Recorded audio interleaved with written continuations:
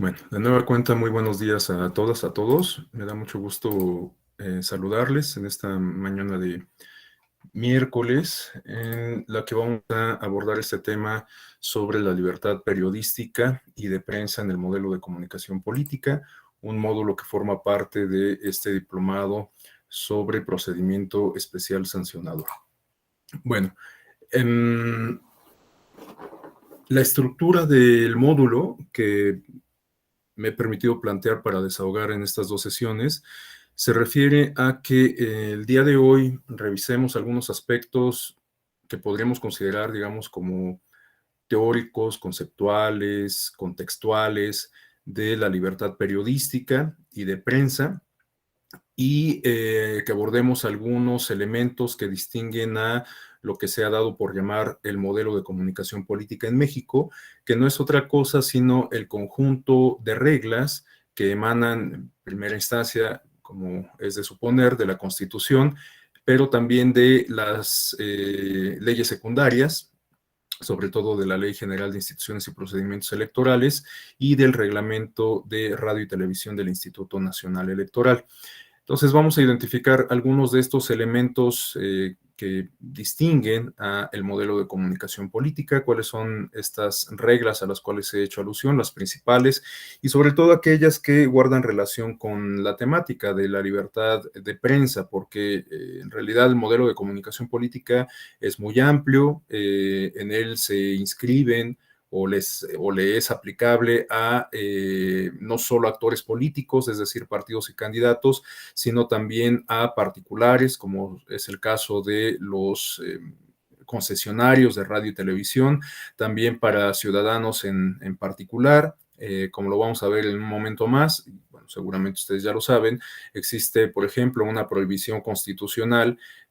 respecto a la contratación o adquisición de espacios en radio y televisión con fines electorales, que aplica no solamente para,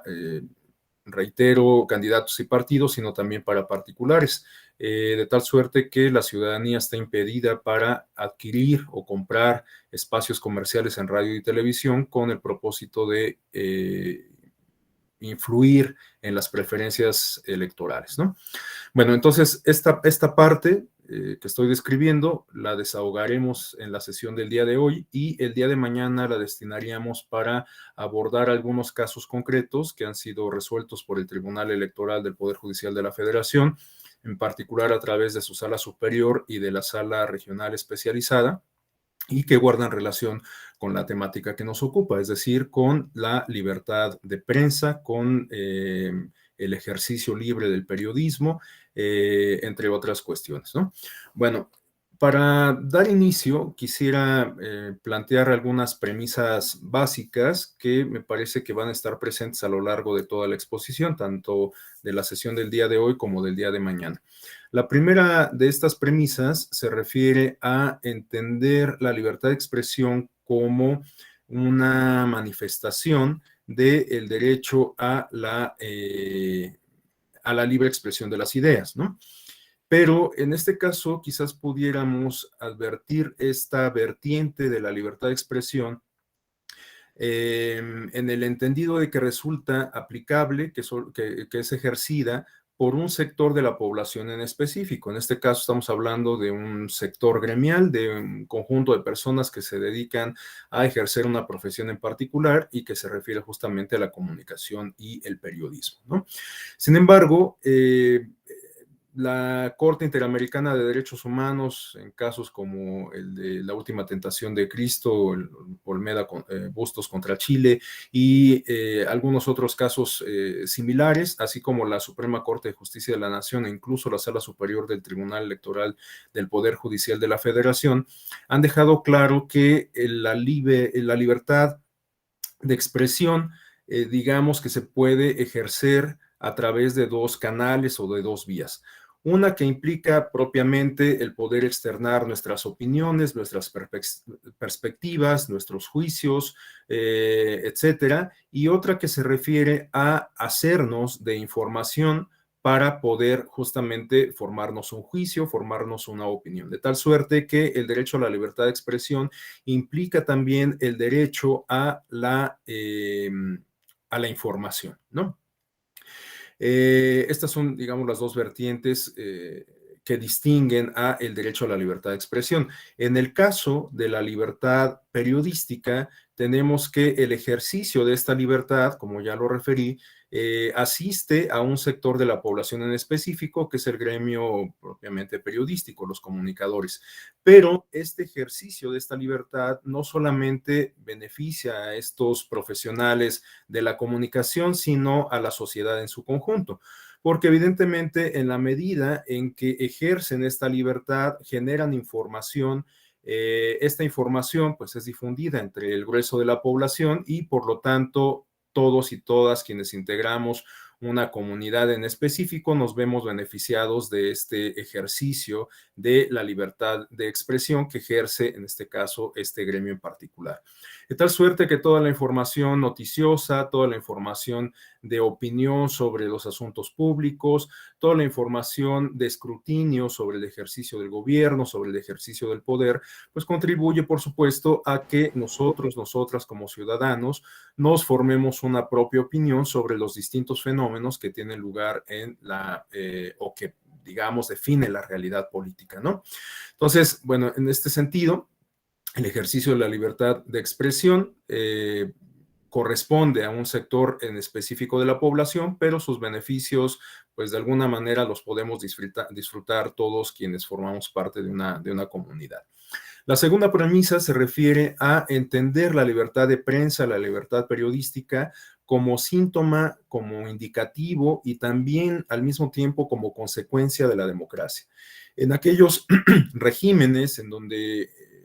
aquellos regímenes políticos en donde se establecen limitantes o incluso se socava este tipo de libertades, la libertad de expresión o la libertad de periodismo, pues evidentemente se trata de regímenes ajenos a la democracia, ¿no? Aquellos sistemas que no permiten la disidencia, aquellos sistemas que están en favor de una única visión del mundo, de una única perspectiva de las circunstancias políticas, bueno, pues se alejan, por supuesto, de cualquier convicción democrática. Entonces, en ese sentido, donde existe la libertad de expresión, podríamos considerar que existe por lo menos existen ciertas condiciones democráticas que permiten su ejercicio. Y además, bueno, este pudiera ser, esto que estoy explicando, justamente un indicativo de que existe democracia, un indicativo del tipo de democracia que existe, de la calidad democrática que existe, pero también lo cierto es que el ejercicio de esta libertad de alguna manera contribuye también a generar más democracia, a fortalecer los regímenes democráticos, a empoderar a la ciudadanía, a generar una cultura política afín con ese sistema democrático, etcétera, ¿no? Justamente en la medida en que hay más voces, en la medida en que hay más fuentes de información, bueno, pues la ciudadanía tiene más opciones justamente como para formarse un juicio propio, para advertir justamente que no existe una única forma de observar el mundo, una única manera de analizar la realidad política. Y bueno, pues esto por supuesto que beneficia a la democracia desde su interior. Por otro lado, tenemos que la libertad de prensa puede ser entendida también como un crisol de perspectivas para el conocimiento e interpretación de la realidad. Bueno, esto guarda relación con lo que acabo de explicar. En aquellos contextos en donde tenemos la oportunidad de conocer distintas opiniones sobre un mismo fenómeno, bueno, pues esto de suyo nos habla de un contexto más afín a la democracia y nos permite contar con mayores elementos como para formarnos una opinión, un análisis de un mismo fenómeno, ¿no? Pensemos, por ejemplo, podemos citar prácticamente cualquier situación, cualquier circunstancia de la realidad política, pero para no ir lejos y citar un caso concreto, actual, reciente, podríamos referirnos a la jornada electoral del domingo pasado. Bueno, hay infinidad de medios de comunicación, tanto de prensa escrita como de medios electrónicos como radio y televisión, y también hoy en día pues los medios digitales, que han dado cuenta justamente de los resultados electorales, de cómo se vivió la jornada electoral, de los aparentes triunfos. Estos digo que son aparentes porque no se van a confirmar sino hasta que concluyan los cómputos correspondientes, que de hecho por ley comienzan justamente el día de hoy, el miércoles siguiente al día de la jornada electoral. Pero bueno, es difícil, creo, sobre todo considerando las experiencias previas, que estas tendencias, estos resultados que arrojan los estudios preliminares, el conteo rápido, los PREP, bueno, pues se revierta, ¿no? Creo que en muy pocos casos los resultados electorales podrán cambiar, por lo menos en lo que se refiere a las elecciones de gubernaturas. A lo mejor en las elecciones de diputaciones locales y de ayuntamientos, pues sí puede haber algunas modificaciones importante respecto a los primeros resultados que nos arrojan estos ejercicios de cómputo rápido y sondeos de opinión, encuestas de salida, etcétera. Pero en el caso de las gubernaturas me parece que sería difícil que se revirtieran los resultados. Bueno, estos fenómenos, estos resultados electorales, cómo se vivió la jornada, etcétera, pues fueron documentados por distintos medios de comunicación. Sin embargo, bueno, pues ya digamos el análisis que se hace de estos resultados, las primeras opiniones que se ciernen sobre estos resultados, sobre las primeras opiniones que se plantean ya horizontes a partir de estos resultados, por ejemplo, pensando en las elecciones que vienen el próximo año en el Estado de México y Coahuila, y sobre todo pensando en la elección federal que incluye la renovación de la presidencia en el 2024. Bueno, todas estas opiniones pues ya han sido igualmente emitidas por un conjunto de integrantes del Círculo Rojo, ¿no? De estas personas que se dedican justamente a hacer análisis político y que a partir del ejercicio de la libertad de expresión difunden estas ideas, estas conjeturas, estos análisis que construyen, ¿no? Pero bueno, pues evidentemente hay muchos sesgos en estos análisis en función del perfil de la persona que lo emite, en función de la línea editorial del medio en el cual labora, en función del contexto político, del contexto social, en función de las filias y fobias partidistas, etcétera, ¿no? Sin embargo, este sesgo no necesariamente resulta negativo. De hecho, yo me atrevería a decir que es justamente lo contrario. El hecho de que podamos tener voces distintas, opiniones distintas sobre un mismo fenómeno, que es este de las elecciones que tuvieron verificativo, que se materializaron a través de la jornada electoral del domingo pasado, bueno, el hecho de que podamos tener distintas perspectivas en torno a ese mismo fenómeno, pues nos permite justamente formarnos un criterio mucho más amplio, contar con muchos más elementos para construir esa opinión personal en torno a ese fenómeno. Entonces, el hecho de que tengamos distintas opiniones e incluso el hecho de que tengamos sesgos en la forma de analizar, de abordar un mismo fenómeno, pues puede que resulte positivo en términos democráticos, ¿no? Si existiera una sola voz, una voz oficial, una voz autorizada, única, pues a lo mejor estaríamos limitados justamente como para analizar de manera integral, de manera adecuada este fenómeno o cualquier otro, ¿no? Bueno, por otro lado, tenemos una premisa que se refiere a entender la libertad de prensa como un mecanismo de escrutinio y control del poder. Bueno, ya hacía yo mención de este círculo rojo, de esta opinión pública que emite sus opiniones, bueno, elabora y emite sus análisis respecto a los distintos fenómenos que dan cuenta de la realidad política, de la realidad social y que contribuye, como ya lo he comentado reiteradamente, a que la ciudadanía tenga una opinión o se pueda formar, pueda construir una opinión informada con un conjunto de elementos bastante vasto para ello, ¿no? Pero por otro lado, este gremio periodístico de alguna manera también contribuye a establecer ciertos controles al ejercicio del poder. Esto lo podíamos advertir desde aquella afirmación clásica que se le atribuye a Edmund Burke en el siglo XVII respecto a que los medios, en ese caso Burke se refería a la prensa escrita, constituyen un cuarto poder, ¿no? Un poder público que en tal sentido se erige como un contrapeso de los otros poderes públicos. Por supuesto, pues este es un planteamiento que está a discusión, se aleja de los planteamientos clásicos de la teoría política, como los de Montesquieu, en donde solamente se mencionan tres poderes públicos, que es el legislativo, el ejecutivo y el judicial, pero lo cierto es que, pues si nos ponemos en un plano justamente crítico, analítico, podemos advertir que eventualmente los medios de comunicación pueden igualmente erigirse, como lo he comentado, en un contrapeso en el ejercicio del poder. Y si no, pues basta con que nos demos cuenta justamente de cómo eventualmente la presión que ejercen los medios puede conducir a que quienes integran los otros poderes públicos o los poderes públicos en la teoría clásica tomen decisiones en determinado sentido, ¿no? Pensemos, por ejemplo, en el caso de no sé, ahora que está muy en boga el uso de las redes sociales y que esto da oportunidad a que las ciudadanas y los ciudadanos de a pie eventualmente nos podamos convertir en reporteros de banqueta, grabando en nuestro teléfono celular y difundiendo algún evento a través de nuestras redes sociales. Bueno, hoy en día que está en boga esta dinámica de comunicación, muchas de estos incidentes, de estos fenómenos se viralizan y esto puede contribuir a que la autoridad competente actúe en consecuencia, ¿no? ¿Cuántos de estos fenómenos virales han obligado, por ejemplo, a que la autoridad del Estado competente o que guarde relación con el tema que se está denunciando, intervenga? No sé, estoy pensando, por ejemplo, en estos casos en donde se ha denunciado algún caso de nepotismo, de influyentismo a través de redes sociales y que a partir de esa denuncia, bueno, pues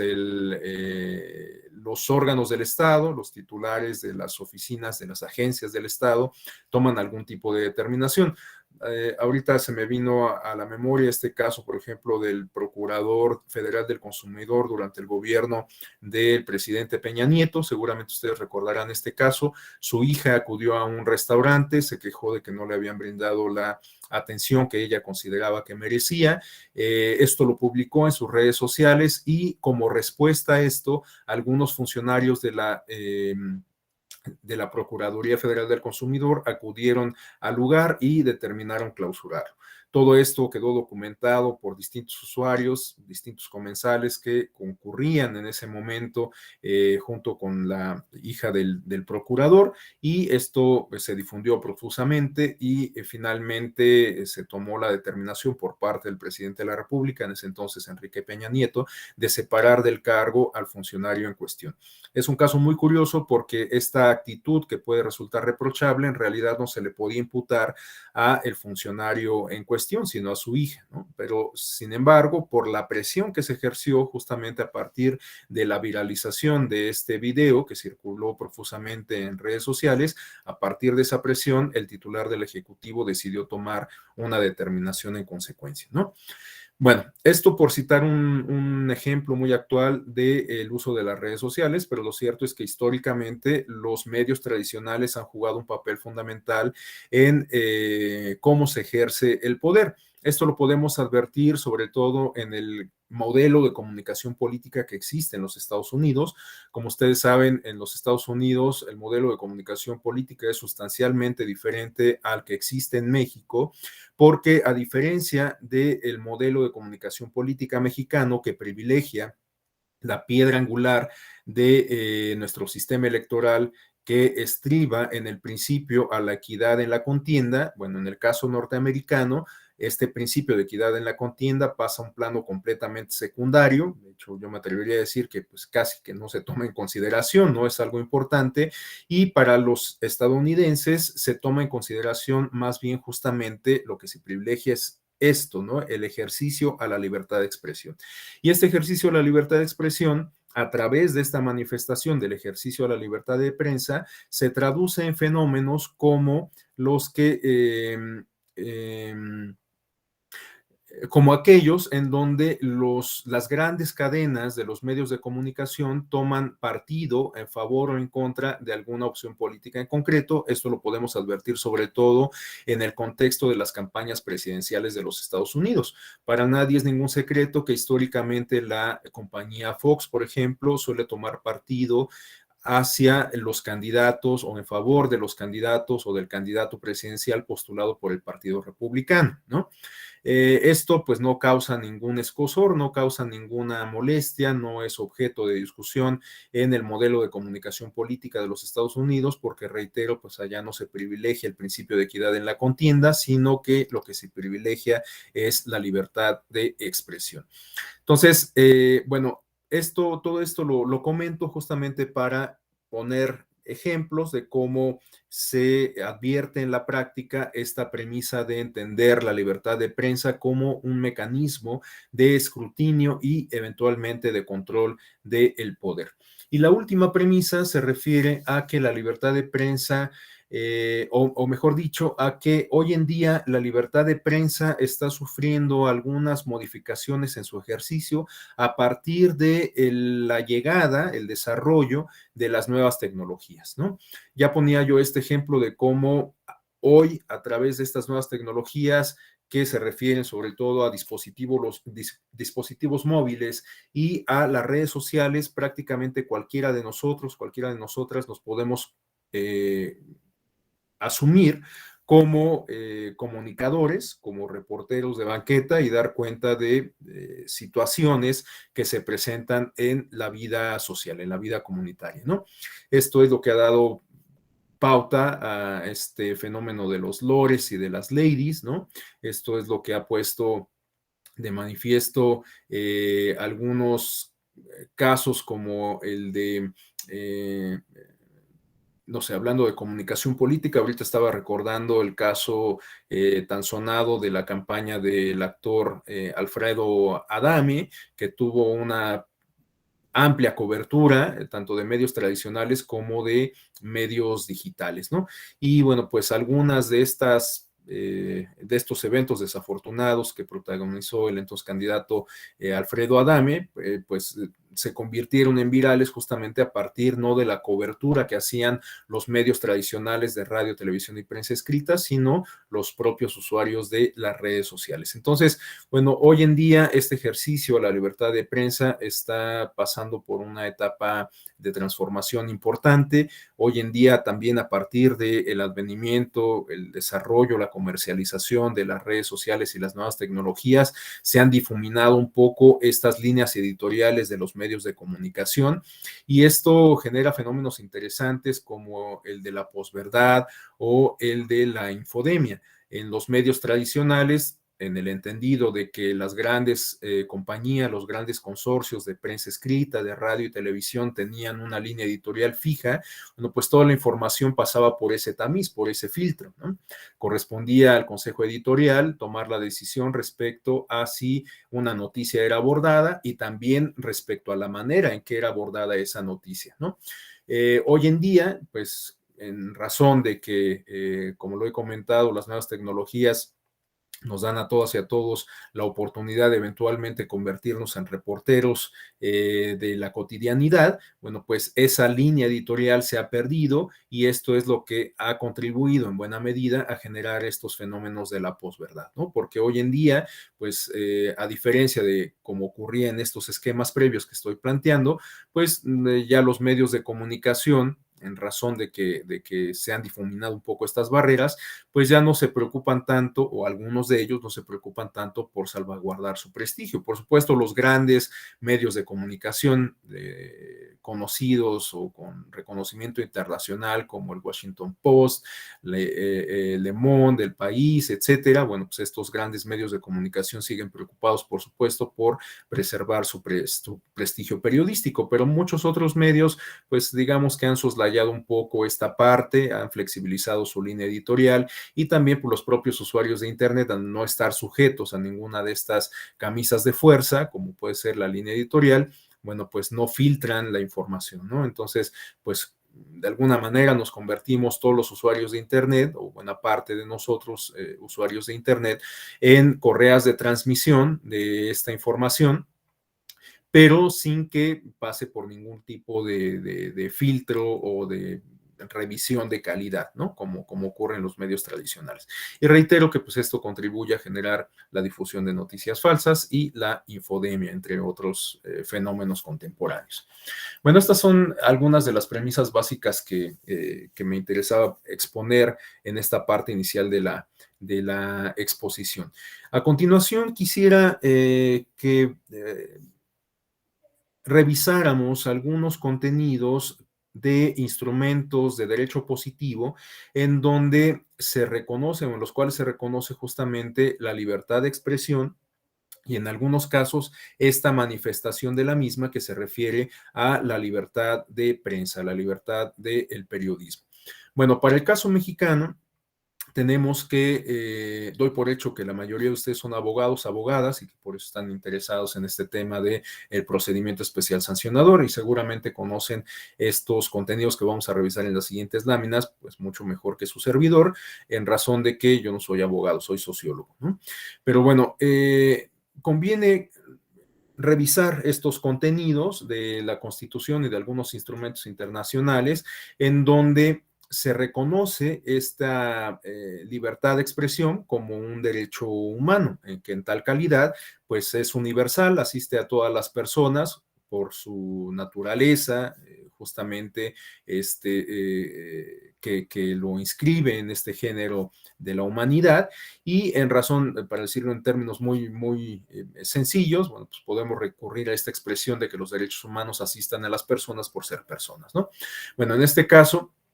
uno de estos derechos que integran ese amplio catálogo de prerrogativas de bienes jurídicos tutelados, en este caso por la Constitución, se refiere a el derecho a la libertad de expresión que está consagrado, está reconocido en el artículo 6 de nuestra Constitución política.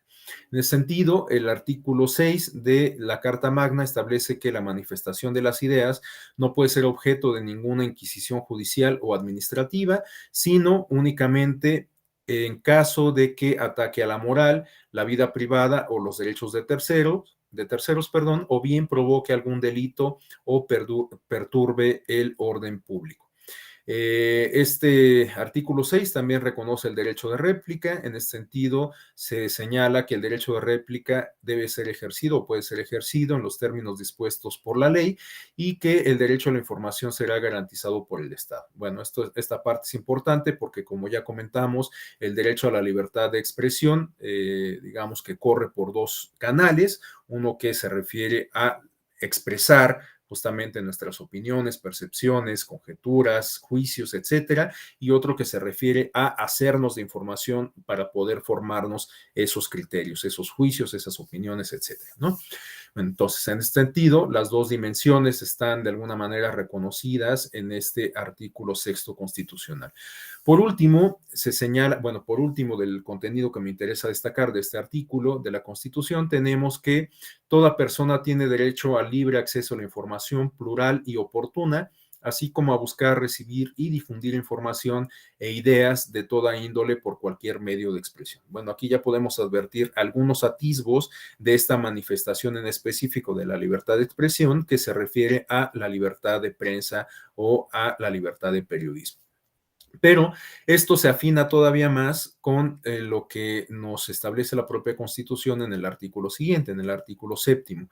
En ese sentido, se establece en nuestra Carta Magna que es inviolable la libertad de difundir opiniones, información e ideas a través de cualquier medio.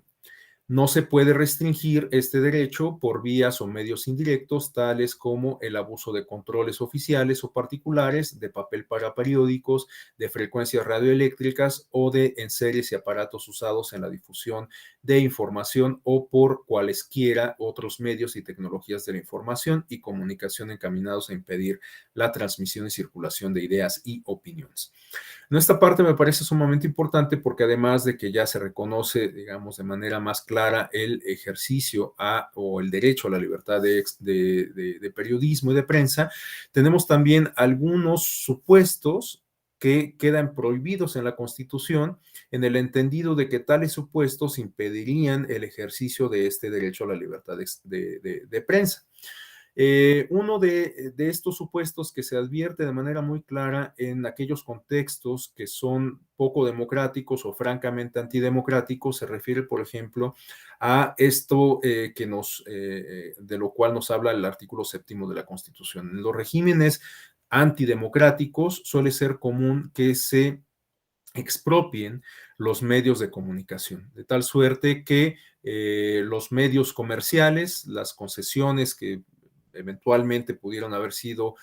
concedidas de manera previa, bueno, ya en un contexto antidemocrático suelen retirarse, a modo de que el Estado tenga el control absoluto de esos medios de comunicación. Entonces, en un contexto antidemocrático, esta suele ser una condición común, ¿no? La expropiación, la nacionalización de los medios de comunicación.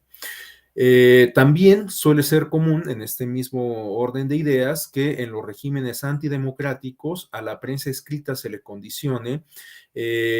mediante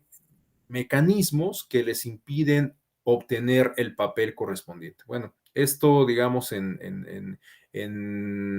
épocas anteriores. Hoy en día, pues muchos de los medios de comunicación de prensa escrita han transitado ya a el ámbito digital, de tal suerte que sin abandonar por completo la impresión de los materiales en papel, bueno, pues ahora también difunden estos materiales a través de las nuevas tecnologías, del Internet y las redes sociales, ¿no? Pero bueno, en otras épocas en donde solamente se podía difundir el medio pues a través de la impresión, los estados antidemocráticos pues condicionaban la producción y la distribución del papel, con lo cual pues se imponía justamente una restricción al ejercicio de esta libertad, ¿no? Entonces, bueno, pues me parece importante que la Constitución nos hable de estos supuestos que quedan prohibidos en el entendido de que su actualización se traduciría en una vulneración a este derecho de la libertad de prensa y de periodismo. Otro aspecto importante que vale la pena destacar es que este artículo 7 de la Constitución prohíbe la censura previa. Como lo podemos advertir en la parte de abajo de este mismo apunte, en este artículo 7º de nuestra Carta Magna se establece que ninguna ley ni autoridad puede establecer la previa censura ni coartar la libertad de difusión, que no tiene más límites que los previstos en el primer párrafo del artículo 6º. Es decir, cuando atente contra la moral, contra la vida privada o los derechos de terceros. En ningún caso pueden secuestrarse los bienes utilizados para la difusión de información, opiniones e ideas como instrumentos del delito, ¿no? Bueno, estos son los contenidos fundamentales, me parece que para el caso de México se refieren a el reconocimiento de derechos a la libertad de expresión y en particular a la libertad de prensa. Pero bueno, como sabemos, a partir del año 2011, a la luz de lo resuelto por la Suprema Corte de Justicia de la Nación en el asunto Valles 912 sobre el expediente Rosendo Radilla, sobre este mismo tema, lo resuelto por la Corte Interamericana de Derechos Humanos, en el caso Rosendo Radilla contra México, y también a partir de la reforma constitucional en materia de derechos humanos de junio de aquel año 2011, en la actualidad estamos instalados en lo que se ha dado por denominar un nuevo paradigma en materia de derechos humanos. Un paradigma que implica el reconocer los derechos que están contenidos en el texto constitucional, pero también en aquellos instrumentos internacionales de derechos humanos que hayan sido suscritos y ratificados por el Estado mexicano. En ese sentido, lo que tenemos es un corpus juris bastante complejo que incorpora en primer término a nuestra Constitución Federal, en segundo término a las leyes emanados de esta y en tercer término a los tratados internacionales suscritos por México en materia de derechos humanos, ¿no? Bueno, no me refiero cuando digo en primero, segundo y tercer término a una cuestión, digamos, de supremacía, ¿no? Aunque también la Corte ha ya establecido aquí algunos criterios interesantes respecto a el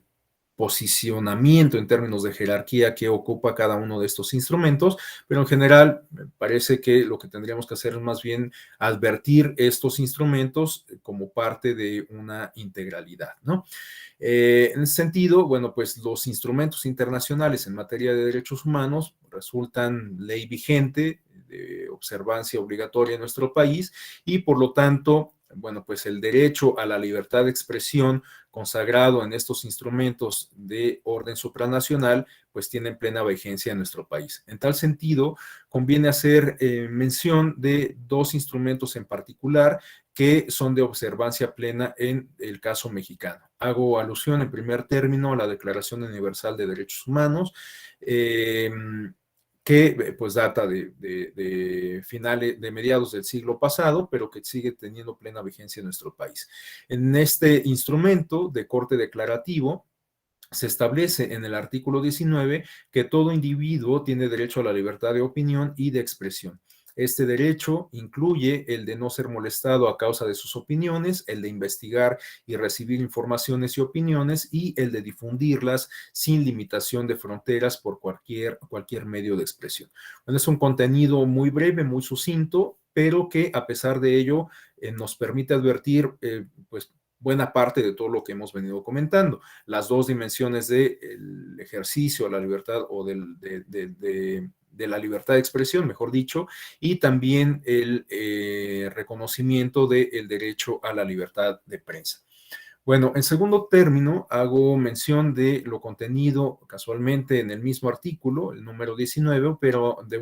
el número 19, pero de un instrumento distinto. Me refiero al Pacto Internacional de Derechos Civiles y Políticos. Bueno, en este caso tenemos que este artículo 19 de este instrumento nos establece que nadie puede ser molestado a causa de sus opiniones. Además de que toda persona tiene derecho a la libertad de expresión y tal derecho comprende la libertad de buscar, recibir y difundir información e ideas de toda índole sin consideración de fronteras, ya sea oralmente, por escrito o en forma impresa o artística, o bien por cualquier otro procedimiento de su elección.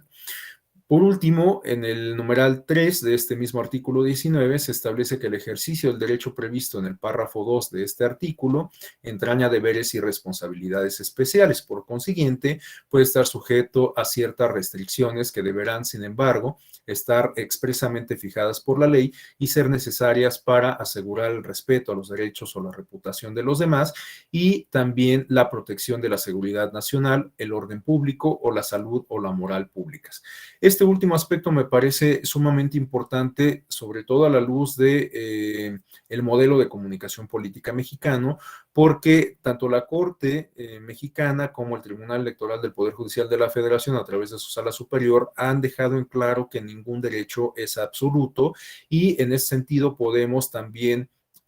aplicar a la libertad de expresión este mismo criterio. La libertad de expresión, por supuesto, que es un indicativo de la democracia, como ya lo comentamos, por supuesto que su ejercicio contribuye al fortalecimiento de la propia democracia, pero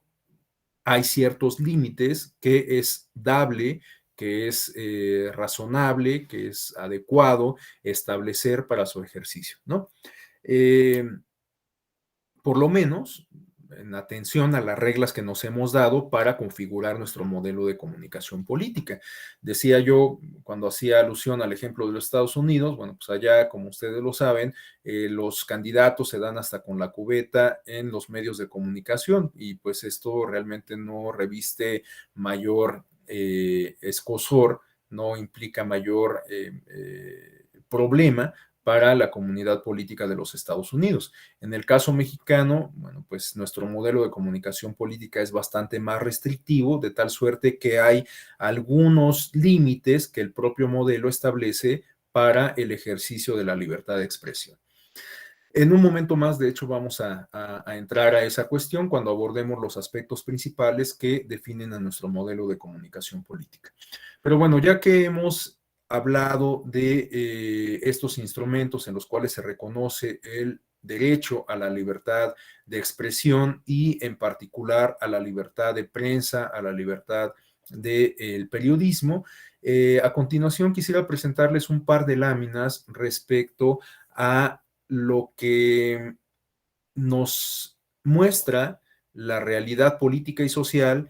no solamente en México, sino alrededor del mundo, respecto a las implicaciones que tiene el ejercicio del periodismo. Justamente por ello es que el título de esta lámina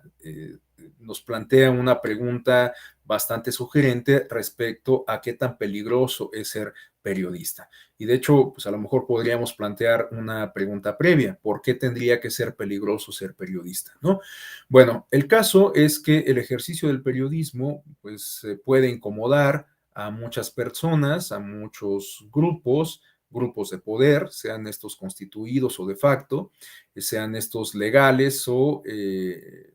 dados de facto, como lo comento, y en ese sentido, muchos periodistas, por ejercer su labor, pueden colocarse en una situación eventual de riesgo, ¿no? Esto, por supuesto, que es una situación que no tendría por qué ser aceptada, que va en contra de cualquier principio democrático y que tendría que ser erradicada. Pero lo cierto es que la realidad nos da cuenta de que, por desgracia, pues no, esto no ocurre así en todos los casos, ¿no? Entonces, este mapa que nos ofrece esta Asociación de Reporteros Sin Fronteras es una radiografía respecto a cuál es la situación que viven los periodistas, los comunicadores en los distintos países de la región en función del ejercicio que hacen de su propia profesión, ¿no? Entonces, bueno, vean que son muy pocos los países en donde existen ciertas condiciones que favorecen el ejercicio del periodismo libre alrededor del mundo. Entonces, bueno, los países que están sombreados en color blanco son aquellos en donde existen las mejores condiciones para el ejercicio del periodismo, en donde este ejercicio, esta práctica profesional, pues no implica un peligro latente para quienes lo ejercen. Y bueno, pues podemos advertir que en realidad son muy pocos los países que cuentan con estas características. En realidad estamos hablando del caso de todo el continente americano. De Costa Rica es el único país en donde se considera que existe un contexto adecuado para el libre ejercicio del periodismo. Los países nórdicos, que bueno, pues no es ninguna sorpresa, por lo menos para mí no lo es. Sabemos que estos países como Finlandia, Noruega, Suecia tienen altos estándares de calidad democrática y, bueno, pues me parece bastante lógico que el ejercicio del periodismo en un contexto plenamente democrático se realice pues de manera adecuada y sin que ello implique un riesgo para los profesionistas de este gremio. Y también aparece Nueva Zelanda, por acá en el continente de Oceanía, y bueno, pues básicamente son los únicos países en donde los propios reporteros, los propios comunicadores reconocen que hay condiciones adecuadas para que puedan ejercer su profesión. Tenemos algunos otros países en donde existe una situación que podríamos considerar como aceptable. A lo mejor no son las condiciones óptimas, pero existen condiciones aceptables para el ejercicio de la profesión periodística. En este rubro se inscriben países como Canadá, Estados Unidos, Uruguay, la Guayana en el continente americano. En el continente europeo, pues prácticamente toda Europa del Este se inscribe en esta categoría. Bueno, aquí podemos advertir que Portugal forma parte de estos pocos países en donde existen plenas condiciones para el ejercicio del periodismo. Los demás países de Europa del Este, pues bueno, podríamos considerar que si bien no son las condiciones más adecuadas, bueno, pues existen un contexto que permite el ejercicio del periodismo sin tantas problemáticas, ¿no? Pero después ya entramos a el rubro o a los rubros en donde no existen las condiciones mínimas como para que los periodistas puedan ejercer esta función y esta práctica profesional. Entonces tenemos los países que tienen problemas significativos, aquellos que afrontan situaciones difíciles para el ejercicio del periodismo, y otros en donde de plano pues las condiciones son absolutamente inadecuadas para el ejercicio de esta profesión. Bueno, tenemos que los países que presentan problemas significativos, es decir, que tendrían que encender sus focos de alarma, se refieren a naciones como Perú, Ecuador, Argentina, Panamá para el caso mexicano, varios países de Europa Central y algunos cuantos del continente africano. Pero vemos que desafortunadamente este mapa está teñido en buena parte de negro y rojo, que nos habla entonces de países en donde hay condiciones que resultan desfavorables para el ejercicio de la libertad de prensa. En este caso podemos identificar en América Latina, Venezuela, Colombia, Brasil, Bolivia e incluso México como aquellos países en donde se enfrenta una situación difícil para el ejercicio del periodismo. En el caso de Rusia, de India, de varios países de África, bueno, pues también hay condiciones poco favorables para el ejercicio del periodismo, y hay países como China, Egipto, Libia, Cuba, en donde el ejercicio del periodismo pues casi que está pues yo me atrevería a decir que bastante disminuido en un sistema pues más afín al autoritarismo como es China y Cuba, pues las voces disidentes no tienen cabida, y esto es lo que explica que pues el periodismo no pueda ser ejercido con plena libertad, ¿no? Bueno, para referirnos al caso mexicano, desafortunadamente, en los últimos años se ha incrementado este contexto de inseguridad para el ejercicio del periodismo. Esta organización de Artículo 19 da cuenta de que lo que va del nuevo milenio, es decir, de enero del 2000 a marzo de este año 2022, se tienen documentados 153 asesinatos de periodistas en nuestro país. En posibles casos, o se da por hecho que estos 153 casos fueron asesinados estos periodistas por ejercer su profesión, ¿no? Es decir, que el asesinato de estas personas ha sido una respuesta violenta de parte de algún grupo, algún sector, alguna persona que se vio afectado por el ejercicio del periodismo por cuenta de estas personas, de estos comunicadores. Bueno, de este conjunto, 141 de estas personas son hombres y 12 son mujeres. Ahora, Artículo 19 también nos señala que este incremento de violencia, de asesinatos en contra de perpetrados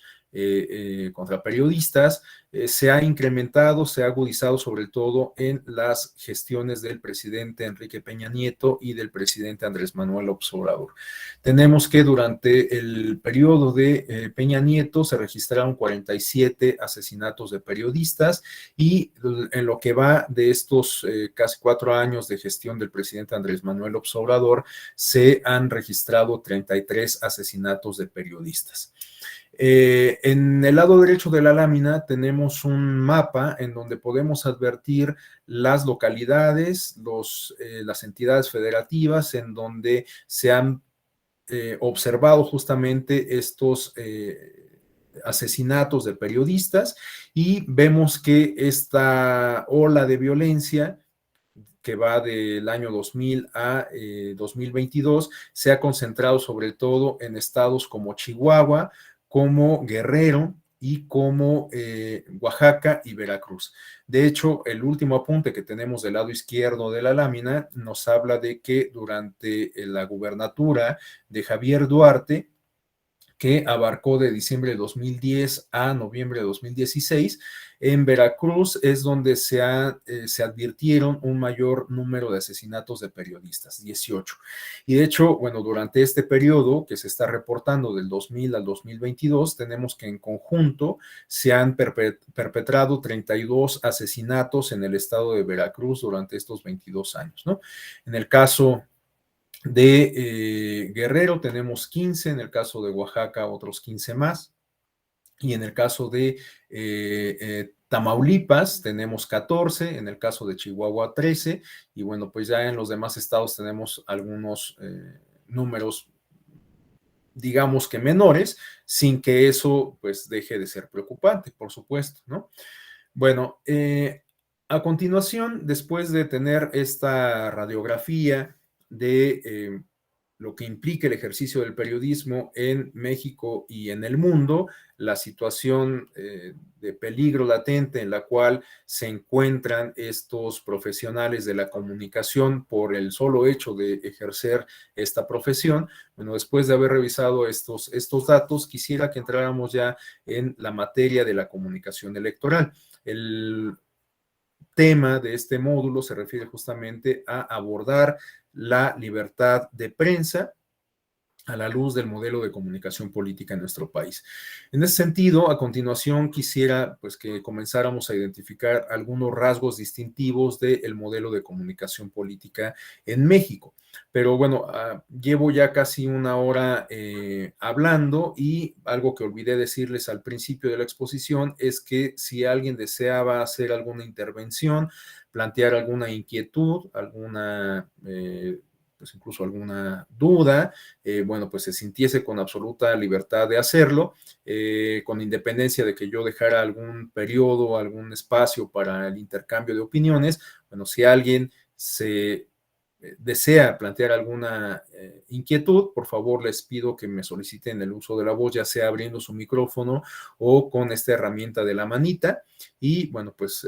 escucharíamos las opiniones. Pero bueno, se me olvidó decírselos al principio, ahora lo hago, y aprovecho pues justamente para hacer un primer corte y abrir un espacio de intercambio. No sé si alguien desea hacer alguna intervención, plantear alguna inquietud a partir de lo que he comentado durante esta primera hora. A lo mejor podríamos abrir un espacio de retroalimentación y a continuación retomar la exposición para abordar ya estos aspectos del modelo de comunicación política. Entonces, bueno, pues no sé si alguien desee platicarnos algo, compartirnos alguna opinión, alguna percepción. Por ejemplo, no sé si haya personas formadas en el ámbito de la comunicación que quizás nos puedan hacer algún aporte, alguna precisión.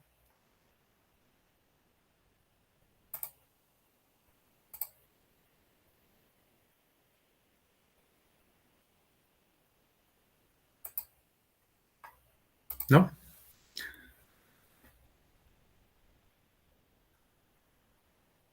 No sé, por ejemplo, Mayra Irela, ¿nos podría compartir algún comentario?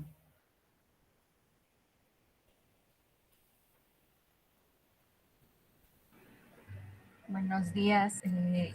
Hasta el momento no tengo ningún comentario. Yo creo que un poquito más adelante sí tengo alguna pregunta quizás que plantearle respecto a los pseudoperiodistas que mal informan. Sería eso. Gracias. Bueno, más adelante entonces quizás podamos contar con su intervención. Bueno, ya Pablo Montenegro nos ha solicitado el uso de la voz. Adelante, Pablo, por favor. Sí, gracias, maestro Rafael. Buenos días a todos. Maestro, una pregunta. Aquí en México podríamos hablar de un estado fallido por parte del gobierno para darle la protección a los periodistas, toda vez que, bueno, pues sabemos que hay cualquier cantidad de asesinatos del periodismo, de los periodistas. Sin embargo, pues yo a veces he seguido algunas notas periodísticas y por lo general a los periodistas que más asesinan son a los que están cubriendo pues ahora sí que alguna noticia criminal, están tal vez de algún político importante, de personajes que sabemos a qué se dedican y demás. Pocas veces yo he visto o he oído que hayan asesinado a algún periodista que cubra, no sé, notas de espectáculos, notas de algún otro tema que no tenga que ver con la cuestión criminal o la cuestión de narcotráfico. Por lo general, a los que más han asesinado aquí en México es el periodista que se encarga de cubrir este tipo de rubros por cuanto al periodismo. No sé cuál sería su percepción de usted, maestro. Gracias, Pablo. Bueno, plantea una cuestión muy interesante. Antes de entrar a este punto medular, quisiera comentar que, bueno, tiene toda la razón respecto a que finalmente los medios de comunicación son diversos y abordan distintas áreas de la vida humana, ¿no? Tal suerte que pues, tenemos periodistas que se dedican, por ejemplo, al ámbito deportivo, tenemos periodistas que se dedican a cubrir los temas del espectáculo, tenemos periodistas que se dedican a seguir las cuestiones culturales, las educativas, etcétera, ¿no? Pero tiene toda la razón, Pablo, en el sentido de que quizás los periodistas que están en mayor riesgo por ejercer su profesión se refieren a estos que de alguna manera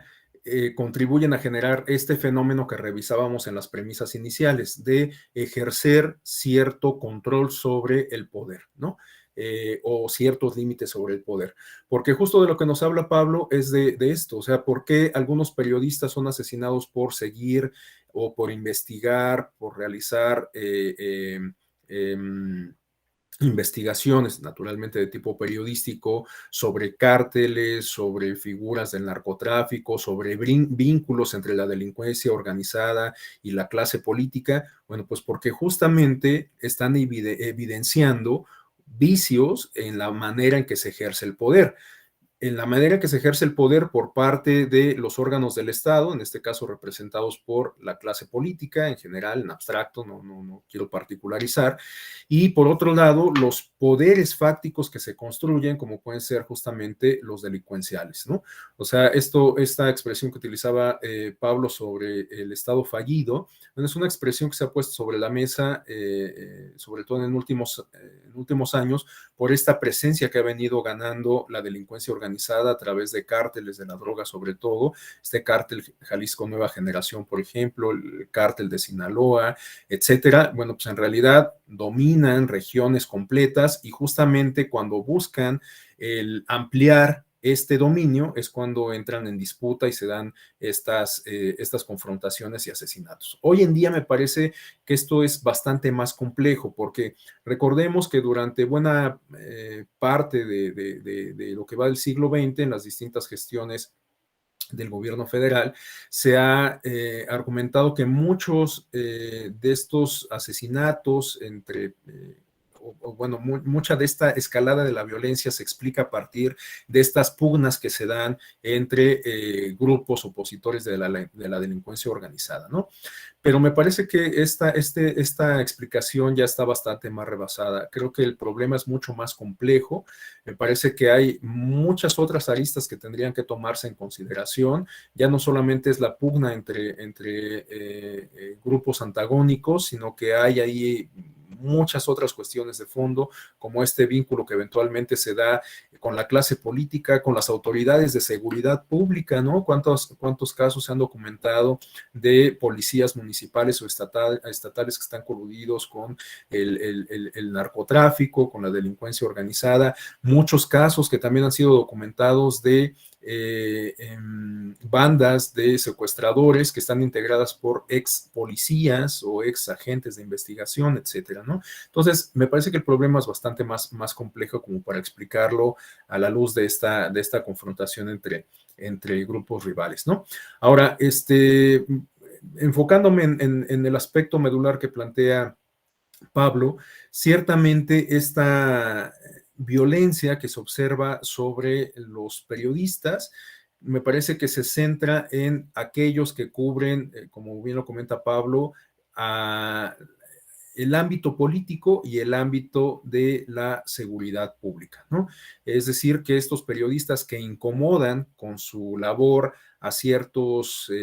grupos sean políticos o delictivos, pues motivan que sean vistos con cierto recelo y que en algunas ocasiones la respuesta a este ejercicio periodístico sea de manera brutal y violenta, ¿no? Evidentemente tendríamos que trabajar en mejorar los protocolos de seguridad y en general, pues generar condiciones de seguridad, no solo para el gremio periodístico, sino para toda la población, porque lo cierto es que estamos pasando desde hace algunos años por una etapa de violencia sistemática, ¿no? De hecho, esta violencia sistemática casi que ya la hemos normalizado y esto resulta sumamente triste y preocupante, porque yo comentaba el otro día en una sesión que ahora pareciera como muy común, no sé, bueno, yo lo comentaba a la luz de lo que pasó con el asesinato, este acto terrorista que tuvo lugar hace un par de semanas en los Estados Unidos, en donde pues un adolescente entró a una escuela primaria y asesinó a un conjunto de niños y de profesores, ¿no? Bueno, un hecho sumamente lamentable, un hecho que pues llama a la reflexión profunda, sobre todo tendría que llamar, me parece, a la reflexión de la Unión Americana y cuestionarse seriamente qué tan vigente sigue estando esta enmienda que habla de la aportación legal de armas y el acceso irrestricto a estas, ¿no? Me parece que ya esta es una discusión que se tendría que tomar con mayor seriedad, pero bueno, ese es un tema de la comunidad norteamericana, pero bueno, lo que yo quería decir es que este acto que se perpetró fue documentado en algunos casos pues a través de videos bueno, de teléfonos celulares que después circularon por redes sociales. Muchos de los medios de comunicación tradicionales, pues por supuesto que no difundieron estos videos justamente por su línea editorial, ¿no? La línea editorial que manejan, por la violencia explícita que estos videos reflejan, etcétera. Pero a partir del uso de las nuevas tecnologías, en específico de las redes sociales, muchos de estos videos circularon pues ya sin ningún tipo de filtro, de manera cruda, y mucha gente pues lo recibía en sus WhatsApp, en sus muros de Facebook, y pareciera como que ya es algo cotidiano, ¿no? Y esto de verdad que es algo que nos tiene que llamar a una reflexión profunda, porque cuando ya hemos perdido esta capacidad de asombro ante el horror, pues creo que estamos volviendo ya a una etapa de barbarie, ¿no? O sea, si ahora ya se nos hace común ver videos y fotografías de gente sin cabeza, desmembrada, desangrándose, etcétera, pues como que prácticamente volvimos a la Edad Media en donde para infundir terror la clase noble estacaba cabezas en las bardas de las construcciones, ¿no? Entonces, creo que pues de nada ha servido el desarrollo de 20 siglos de civilización por lo menos, si estamos volviendo al estado salvaje. Entonces, bueno, esta parte de la normalización de la violencia parece que es algo sobre lo cual tendríamos que reflexionar profundamente, reitero, ¿no? Y bueno, esto lo comento porque, pues a lo mejor en la medida en que ya hemos aprendido a vivir con la violencia, pues están, digamos, como flexibilizando o no se está tomando en consideración, pues los mecanismos, las medidas, las acciones que se deberían de implementar como para contravenir esta violencia, esta escalada violenta, ¿no? Y en particular para el caso de los periodistas, bueno, pues se ha incrementado el número de periodistas asesinados, incluso algunos reclamos se le han manifestado al presidente de la República, quien ha, pues, mostrado un poco su inconformidad, su enojo, ¿no?